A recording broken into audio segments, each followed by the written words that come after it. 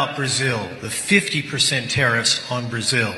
Can you explain why they are being hit with 50% tariffs and why it falls under the umbrella of the International Emergency Economic Powers Act?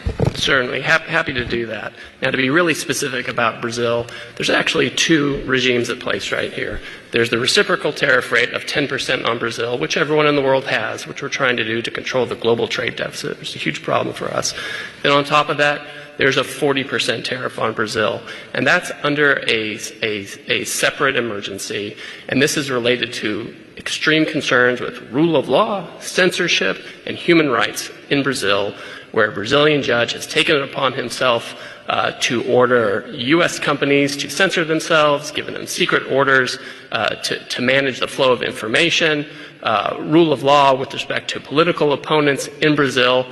And so when the unlawful detention of U.S. citizens who were in Brazil. Correct.